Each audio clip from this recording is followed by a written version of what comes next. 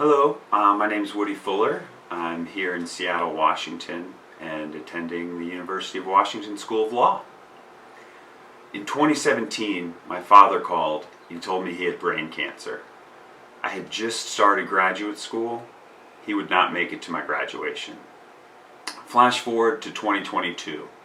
I had graduated from the Foster School of Business, where I'd been an active leader among my cohort, an organizer of several projects and clubs, and was selected to deliver the commencement speech.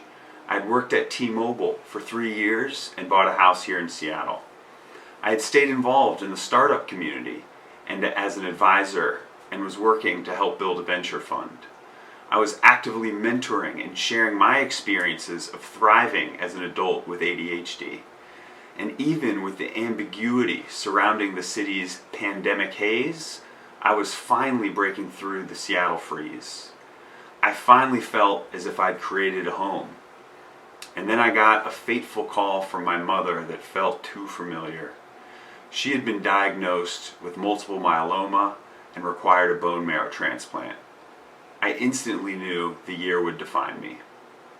I decided that I had to physically be with my mother through her bone marrow transplant, first as a logistics extraordinaire for her stay in the hospital, and next as her 24/7 caregiver at home. I made the necessary arrangements and prepared myself for 2 draining, complex, ambiguous, and unexpected months. The decision I made in support of my mother seemed relatively easy at the time, though as I look back, I now realize how the challenges it would provide would be immensely impactful and allow me to refine myself as a leader. The skills that enabled my family to thrive during those tumultuous months were my problem-solving and critical thinking skills, my failure is not an option attitude, and my curiosity. These are the same sorts of qualities I'll bring to the legal community as a lawyer. Upon arrival at my mother's house, my first thought was that the last time I had lived here, I was a teenager with an untreated and ignored case of ADHD, which was viewed as a ceiling to my abilities. My next thought was realizing how much had changed since then. I recalled struggling in school, lacking the organizational skills required to succeed, which contributed to low levels of ambition and self-confidence. But now it was different. I had spent the last 15 years developing and implementing these problem-solving, communication, organizational, and critical thinking systems to guarantee my success. Over the next 58 days, I used these systems to create prescription schedules, manage an additional household's finances, organize appointment logistics, and ensure a very strict diet was maintained. I felt that my mother's life was in my hands, and every decision I made affected her risk of not surviving this treatment. My mother was looking to me for strength and leadership, so I had no choice but to charge full speed ahead. Failure was not an option.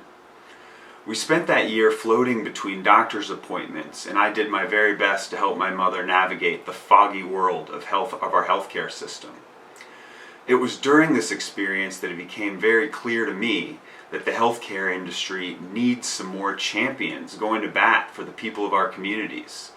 I plan to use my law degree to do everything in my power to help marginalized community members both gain access to and reduce the cost of the healthcare and medicine.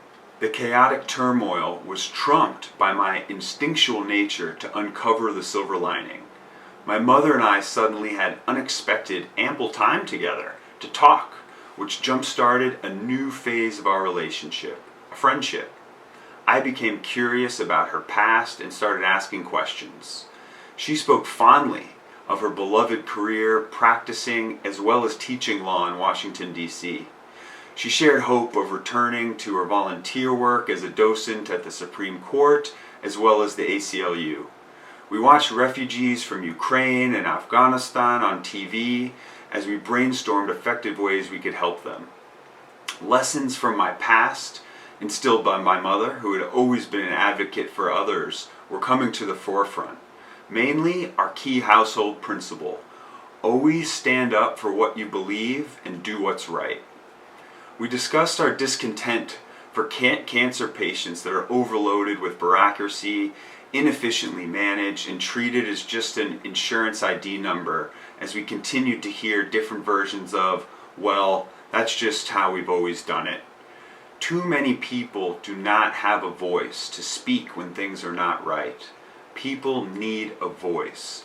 This is why I want to go to law school. As a lawyer, I can be their voice.